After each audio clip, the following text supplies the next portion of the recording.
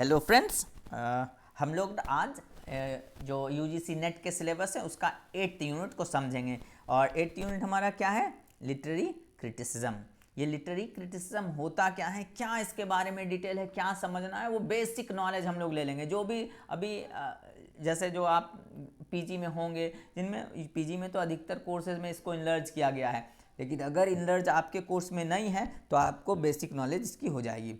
Literary criticism है क्या? Literary criticism is the analysis, evaluation and interpretation of literary works. बड़ा आसान सा चीज़ है। लिटरेरी क्रिटिसिज्म सही में क्या होता है? आप देखे होंगे ना कि फिल्मों का एक क्रिटिक होता है। फिल्मों को एक आदमी जज करता है, बताता है कि इस फिल्म में ना ये फैक्चुअल चीज़ें, फैक्ट्स हैं, फैक्ट्स या फिर ये सब चीज़ें हैं जो अच्छी हैं या बुरी हैं या जैसा भी है। जैसे डायलॉग्स बहुत अच्छे हैं, कोई फिल्म देखने गया तो बता अरे उसका डायलॉग बहुत अच्छा है, उसमें गाना बहुत अच्छे हैं। तो जो लोग ये करते हैं ना उनको हम लोग क्रिटिसिज्म, जो लिटरेचर को करेंगे, लिटरेचर में पढ़ेंगे, पोइट्री को पढ़ रहे हैं या ड्रामाज को पढ़ रहे हैं, तो ड्रामा को पढ़ करके अपना व्यू देते हैं, तो वो हो गया क्रिटिसिज्म। क्रिटिक करना, क्रिटिसाइज करना, फैक्ट्स को एग्जामिन करना। ऐसा नहीं, लोग अक्सर समझते हैं कि क्रिटिसिज्म का मतलब सिर्फ और सिर्फ गलतियां छांटना। नहीं, गलतियां और अच्छाई दोनों को बताना। जो भी उसमें अवेलेबल चीज़ें हैं, जो फैक्ट्स अवेलेबल हैं, जो चीज़ें हैं उसमें, उसको एक्सप्लोर करके बता देना कि इस पर ध्यान दीजिए, ये चीज़ें बहुत अच्छी है या ये चीज़ें थोड़ी ख़राब है, वो बता देना। तो इसका क्रिटिक का काम है। और क्रिटिसिज्म के लिए ना बहुत सारी डिफरेंट लोगों ने काम किया है, कंट्रीब्यूट किया है। अब लिटरेरी क्रिटिसिज्म में आता क्या है ये देख लिए। फॉर्मलिस्ट, फॉर्मलिस्ट है वो जो फोकस करते हैं लिटरेचर को जज करने में। किसका? लिटरेरी फॉर्म्स का, स्ट्रक्चर का, स्टाइल का। लिटरेरी फॉर्म का मतलब सोनेट है, बैलेड है, ओड है, ये सारा चीज़ समझते हैं। स्ट्रक्चर कैसा है, स्टैंजा कितने लाइन का है, उसमें फिगर ऑफ स्पीच कैसा है, कौन सा स्टाइल यूज़ किया है, डिस्क्रिप्टिव है, नरेटिव है, इन सभी चीज़ों का डिटेल करते हैं। वो कंटेक्स्ट को नहीं समझते हैं, वो टॉपिक को नहीं समझते, बल्कि सिर्फ फॉर्म्स को समझने का कोशिश करते हैं। फॉर्म में राइम है, रिदम है, परसॉडी है, उन सभी चीज़ों को जो समझने का कोशिश करते हैं या उसी के आधार पर किसी पोइट्री को जज करेंगे, वो फॉर्मलिस्ट कहलाएंगे। हिस्टोरिकल, हिस्टोरिकल जो हिस्ट्री से कंटेक्स्ट को लेकर के किसी चीज़ को स्टडी करेंगे। Examine literary works with in historical context, जो हिस्टोरिकल कंटेक्स्ट के आधार पर चीज़ों को या लिटरेरी वर्क को जज करेंगे। बायोग्राफिकल, जो बायोग्राफी, लाइफ या उसके लाइफ के, ऑथर्स के लाइफ या एक्सपीरियंस या एनालाइज करेंगे ऑथर को। वो टेक्स्ट को नहीं, टेक्स्ट के पीछे जाके, टेक्स्ट के बियॉन्ड जाकर के किसको एनालाइज करते हैं? ऑथर को, कि ऑथर की लाइफ में क्या बीत रहा था, ऑथर किस क्लास को रिप्रेजेंट करता है, ऑथर किस एरा में था, इन सभी चीज़ों पर जज कर करके उस पोइट्री का मीनिंग को कन्वे करते हैं या उससे उस मीनिंग को समझने में ईजी बनाते हैं। साइकोलॉजिकल, साइकोलॉजिकल मतलब मनोवैज्ञानिक, ये बड़ा इंपॉर्टेंट। साइको एनालिटिक थ्योरी भी हम लोग को पढ़ना है, जिसमें सिगमंड फ्राइड हैं, जैक्स लैकन हैं, उन सभी चीज़ों को पढ़ना है। तो explore psychological aspect of characters and authors. देखो, हम लोग का दिमाग ना रेस्टलेस बर्ड है, हम लोग कुछ ना कुछ हमेशा सोचते रहते हैं। तो कोई राइटर लिखने के टाइम, कोई वर्क लिखने के टाइम उसके दिमाग में क्या चल रहा होगा, और वो कैरेक्टर जो बनाया गया उसके दिमाग में क्या चलेगा, एक इमेजिनरी एक्शंस या इमेजिनरी थॉट्स को हम लोग समझने की कोशिश करते हैं कि क्यों ऐसा करता है, क्यों ऐसा वो कर रहा है, क्यों ऐसा बिहेव कर रहा है। तो बहुत सारी चीज़ें ना साइकोलॉजी की होती हैं, जो अननोइंगली कभी कभी राइटर लिख देता है, लेकिन उससे राइटर के बारे में, उस वर्क के बारे में जो करेक्टर कंपाइल किया है, वो करेक्टर हम लोग को समझने में मदद मिलता है। तो वो साइकोलॉजिकल फैक्ट होता है। ये थोड़ा सा टिपिकल सा यूनिट है। साइको एनालिटिक थ्योरी हम लोग को जब पढ़ेंगे ना तो बहुत अच्छे से समझ में आएंगे। हम लोग ना जो सबकॉन्शियस माइंड में है, जो हम लोग के सप्रेस डिज़ायर्स होते हैं ना, वो निकलता है हमारे आर्ट के फॉर्म में। जैसे कोई डिज़ायर है मेरा जो छुपा हुआ है, तो वो डिज़ायर कैसे निकलेगा? हम उसके बारे में सपना देखते हैं, हम उसके बारे में पेंटिंग बनाते हैं, हम उसके बारे में पोइट्री लिखते हैं। तो वो सिगमंड फ्राइड का कहना है कि हम लोग जो डिज़ायर्स को क्विंच नहीं कर पाते हैं, जिस हंगर को हम लोग ख़त्म नहीं कर पाते हैं, वो हमारे आर्ट के फॉर्म में या डिफरेंट पोइट्री के फॉर्म में दिखती है। तो उसको हम लोग समझेंगे। फिर सोशियोलॉजिकल, जो समाज को कंटेक्स्ट लेकर के समाज के आधार पर हम स्टडी करते हैं। फिर कल्चरल, जो इसके पहले के यूनिट थे उसी को ये रिप्रेजेंट करता है। कल्चर को भी समझ करके, कल्चरल का मतलब है कि कल्चर को समझ लिए, उससे उसकी साइकोलॉजी समझ लेंगे। अब जैसे हम हमारे सोसाइटी में देखो, हम लोग सभी इंस्टिगी सा कंजूस सा व्यक्ति रहेंगे, पैसा खर्च करने के पहले 10 बार सोचेंगे। इसी तरह ना ये एक कल्चर है, ये एक छोटा सा चीज़ है जो आपको समझाएगा कि हम किस क्लास के हैं या हम किस सोसाइटी में हैं। तो वो सारी चीज़ें हमारे कल्चरल एग्जाम। पोस्ट कॉलोनियल बार बार यूज़ होता है ये टर्म, और ये लिटरेरी क्रिटिसिज्म में भी यूज़ होगा।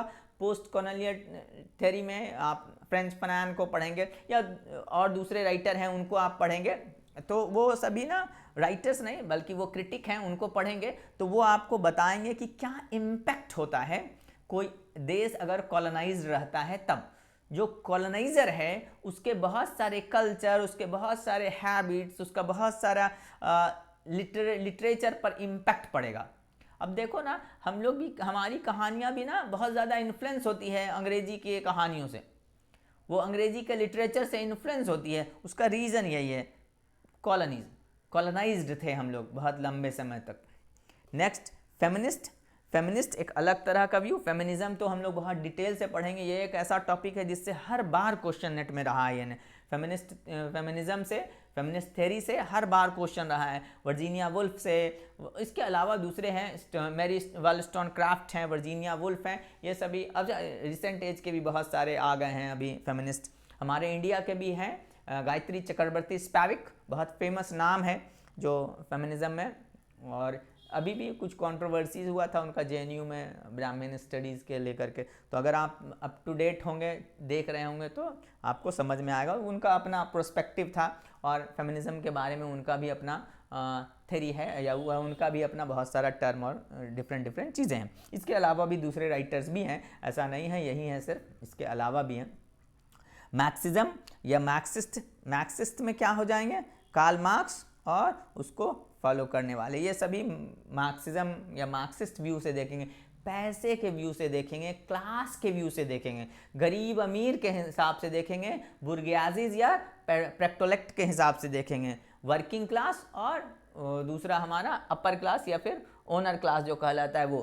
तो जो ओन करता है वो, जो सर्व करता है वो, दोनों क्लास का स्ट्रगल, कैसे इकोनॉमी काम करती है, और इकोनॉमी के आधार पर भी हम लिटरेचर को जज करते हैं कि इसमें किस इकोनॉमी, किस क्लास के लोगों के बारे में है। पोस्ट स्ट्रक्चरलिस्ट, ये हम लोग पहले भी पढ़ चुके हैं। स्ट्रक्चरलिस्ट क्या कहे कि दुनिया में जो भी चीज़ें हैं ना, वो एक छोटे स्ट्रक्चर का पार्ट है। वो एक बड़ा स्ट्रक्चर है, उसमें छोटा स्ट्रक्चर होगा। बिल्डिंग है तो बिल्डिंग किससे बनी होगी, फ्लैट से। फ्लैट कैसे बना होगा, तो कमरे से। तो ये हमारा स्ट्रक्चरलिस्ट कहते हैं। इसी को डिनाई करता हुआ पोस्ट स्ट्रक्चरलिस्ट है। पोस्ट स्ट्रक्चरलिस्ट क्या कहते हैं कि हमारा जो स्ट्रक्चर है उसका कोई सब स्ट्रक्चर नहीं है, बल्कि वो रिजेक्ट करते हैं। यानी वो जो बाइनरी सिस्टम है ना, उसको रिजेक्ट करता हुआ पोस्ट स्ट्रक्चरलिस्ट है। बाइनरी सिस्टम क्या हो गया, दिन और रात, गोरा काला, लड़का लड़की, ये सभी क्या हो जाते हैं, ये स्ट्रक्चरलिस्ट कहते थे। पोस्ट स्ट्रक्चरलिस्ट क्या कहे कि गोरा काला नहीं, इसके अलावा भी कोई दूसरा कलर हो सकता है। दिन और रात ही नहीं होगा, बल्कि इसके अलावा भी दूसरी चीज़ें हो सकती है। गोरा काला के दिन रात के अलावा क्या हो सकता है, सुबह हो सकता है, शाम का समय हो सकता है। तो दैट मीन्स वो ये रिजेक्ट करते हैं कि मीनिंग ना कभी भी बाइनरीज में नहीं रहती है। अगर हम बोल दें दिस इज नॉट कैट, तो आप कैसे समझेंगे, ये आप ये तो समझ रहे हैं कि कैट नहीं है, लेकिन ये क्या रियली में है वो तो नहीं समझ में आएगा ना। तो उसके लिए जो और एक्सप्लेनेशन उसको चाहिए होगा, तो बताएंगे दिस इज बैट। अगर बोल रहे हैं दिस इज बैट, तब तो आपको समझ में आ रहा है कि बैट है ये, लेकिन बाइनरीज में मीनिंग नहीं होती है। तो दोनों का अपना डिफरेंट व्यूज है स्ट्रक्चरलिस्ट का, और स्ट्रक्चरलिस्ट के ही काउंटर करने के लिए पोस्ट स्ट्रक्चरलिस्ट एग्जिस्टेंस में आए। नेक्स्ट हमारा लिटरेरी थ्योरीज कौन कौन सा है, ये सारा, ये 5 जो है सबसे इंपॉर्टेंट लिटरेरी थ्योरीज हैं जो अंग्रेजी में पढ़ना है। इसमें एक फेमिनिज्म को आप और ऐड कर लें, तो फेमिनिज्म और साइको एनालिटिक थ्योरी को, ये 2 को ऐड कर लेंगे तो ये सबसे इंपॉर्टेंट होगा। न्यू क्रिटिसिज्म जो हर हाल में आपको पढ़ना है, आइए रिचर्ड, टी.एस. एलियट। स्ट्रक्चरलिज्म, इसमें फ्रांसिस सैसूर हैं और दूसरे लोग हैं। पोस्ट स्ट्रक्चरलिज्म, इसमें मिशेल फुको हैं और दूसरे लोग आएंगे। डिकंस्ट्रक्शन, इसमें जैक्स जरीडा हैं और रीडर रिस्पॉन्स थ्योरी, ये बहुत रिसेंट का एज है। तो आपको समझना है कि न्यू क्रिटिसिज्म में किस पर फोकस किया जाता है, टेक्स्ट में। Meaning lies in a text, we do not have to search outside the text. वो न्यू क्रिटिक का कहना क्या है कि जो भी चीज़ें हैं वो टेक्स्ट में है, टेक्स्ट के बाहर कुछ भी नहीं देखना है। स्ट्रक्चरलिस्ट क्या करते हैं कि स्ट्रक्चर को एनालाइज करना है, मीनिंग और कंटेक्स्ट शब्द को नहीं बल्कि उसके स्ट्रक्चर को एनालाइज। पोस्ट स्ट्रक्चरलिस्ट क्या करते हैं, कहते हैं कि नहीं स्ट्रक्चर के बाहर भी बहुत सारी चीज़ें हैं, और अगर स्ट्रक्चर बना है तो एक स्ट्रक्चर दूसरे स्ट्रक्चर को क्विंच नहीं कर सकता है। वो ऐसा नहीं है कि ये स्ट्रक्चर से बना है, छोटे छोटे टुकड़ों से बना है, बल्कि वो हर टुकड़ा एक सेपरेट आइडेंटिटी है। डिकंस्ट्रक्शन उसी को और ज़्यादा एम्फेसाइज करते हैं, और ज़्यादा उसी को एक्सप्लेन करते हैं कि लैंग्वेज का मीनिंग डिकंस्ट्रक्टिव होता है, या लैंग्वेज का मीनिंग आपका अगर उसको समझना है ना तो उसको पूरी तरह से डिसमेंटल करके देखिए। मान लो किसी चीज़ को आपको समझना है, मान लो घड़ी कैसे फंक्शन करता है, तो कोई बोल देगा कि इसमें ये चीज़ें हैं तो आप समझ नहीं सकते हैं कि घड़ी क्या है। जब आप उसको खोलेंगे, डिसमेंटल करेंगे, एक एक पार्ट को निकालेंगे, तब आपको समझ में आएगा कि ये वॉच, ये हैंड वॉच हो या फिर जो भी वॉल वॉच हो, उससे आपको समझ में आएगा कि वो कैसे फंक्शन करता है। तो डिकंस्ट्रक्शन बहुत डीप जाकर के चीज़ों को पढ़ने का करते हैं, जो जैक्स डेरिडा बताए। और लास्ट है रीडर रिस्पॉन्स। रीडर रिस्पॉन्स का मतलब क्या होता है कि हम लोग को जज करना है किसके आधार पर, जो रीडर है उसको कैसा लगा। रीडर बोल दिया अच्छा है तो हमको मान लेना है अच्छा है, कोई रीडर बोल दिया कि खराब है तो खराब मान लेंगे। रीडर रिस्पॉन्स का मतलब हम लोग उसको जज करेंगे सीधा सीधा रीडर को, उसको मज़ा आ रहा है पढ़ने में, उसको अच्छा लग रहा है तो अच्छा है, खराब लग रहा है तो खराब है। तो ये रीडर रिस्पॉन्स थ्योरी। इसके अलावा साइकोएनालिटिक थ्योरी भी है, फेमिनिज्म भी है, इसके अलावा आपके दूसरे मैक्सिज्म भी मिलेंगे, छोटे छोटे और बहुत सारे हैं, नैरेटोलॉजी हैं, तो उन सभी को भी हम लोग स्टडी करेंगे। अच्छा, इसमें कौन कौन से क्रिटिक हैं? फेमस हम लोग के एरिस्टोटल जो ग्रीक हैं एंशियंट एज के। उसके बाद हम लोग अगर आ जाओ ब्रिटिश लिटरेचर में तो मैथ्यू अर्नोल्ड से पहले भी कुछ कुछ हैं, लेकिन बेसिकली हम लोग मैथ्यू अर्नोल्ड को लेके चलेंगे। मैथ्यू अर्नोल्ड हैं, टी.एस. इलियट हैं, नॉर्थर फ्राई हैं, मिशेल फुको हैं, जैक्स डेरिडा हैं, एडवर्ड सईद हैं, गायत्री चक्रवर्ती स्पैविक, ये इंडिया की हैं, ठीक है, ये अभी कंबोडिया यूनिवर्सिटी में पढ़ा रही हैं, ये बहुत फेमस व्यक्ति हैं। टेरी इलिंगटन ये भी हैं, और बेल हुक्स, ये सभी लिटरेरी क्रिटिक्स हैं जो डिफरेंट क्रिटिसिज्म या डिफरेंट लिटरेरी थियरी से एसोसिएटेड है और अपने व्यू को प्रिवलेंट होकर के, या कहें ये सब लीडिंग फिगर हैं डिफरेंट लिटरेरी थियरीज के। नेक्स्ट हम लोग देखेंगे कि इसमें कौन कौन से मेथड्स हैं। एक तो क्लोज रीडिंग न्यू क्रिटिक वाले करते हैं। कॉन्टेक्चुअलाइजेशन, कॉन्टेक्स्ट को समझने का काम जो करते हैं वो। कंपैरेटिव एनालिसिस, दो चीज़ों को कंपेयर करके समझने के लिए। हिस्टोरिकल रिसर्च मतलब उसके पास्ट को, हिस्ट्री को समझने की कोशिश करते हैं। थियोरेटिकल रिसर्च, जो उससे रिलेटेड जितने टेक्स्ट हैं, थेरीज हैं, उसको समझने का कोशिश।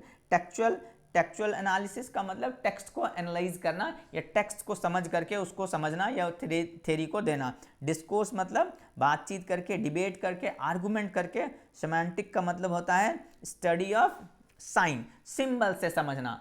देखो सिंबल का मतलब सिर्फ और सिर्फ ड्रॉ करके सिंबल नहीं होते हैं, बल्कि हम लोग सेमेटिक समझते हैं कि कोई भी आदमी भी अगर एक स्पेशल तरह का सिंबल्स बना रहा है ना तो उसका मतलब क्या होगा, उसको एनालाइज करके भी हम लोग लिटरेरी थ्योरी को समझने का काम करते हैं। नेक्स्ट हम लोग आते हैं, और ये इम्पॉर्टेंट क्यों है, enhance understanding of literary work. ये सबसे पहला ऑब्जेक्टिव इसका काम ही यही है कि हम लोगों को अगर टेक्स्ट को, किसी भी टेक्स्ट को समझना है तो उसका क्रिटिकल एनालिसिस करना पड़ेगा, उसका लिटरेरी क्रिटिसिज्म करना पड़ेगा। एनालाइज करिएगा, समझिएगा, उससे आप उसको बेहतर तरीके से समझ पाइएगा। तो enhancing understanding of literary works. Next है develops critical thinking and analytic skill. अब जब आप मास्टर्स कर रहे हैं होंगे या मास्टर्स से आगे बढ़ेंगे ना तो क्रिटिकल थिंकिंग की बहुत ज़रूरत है।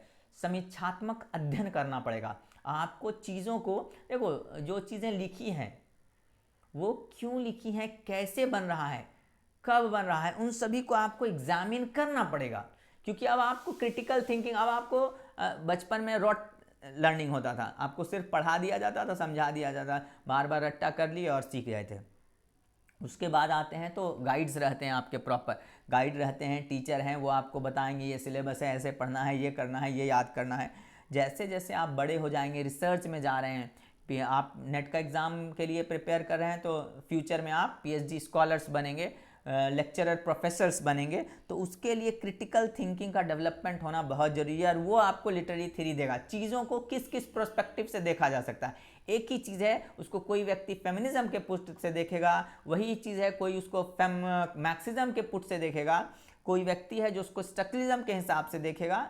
एक ही घटना है लेकिन चार पांच लोग हैं, सभी डिफरेंट व्यू रखते हैं, और उसी व्यू को हम लोग को समझना है कि कोई फाइनल नहीं होता है, कोई अच्छा और बुरा नहीं होता, बल्कि ये सभी अपनी अपनी व्यू को देते हैं। इंसिडेंट तो एक ही है।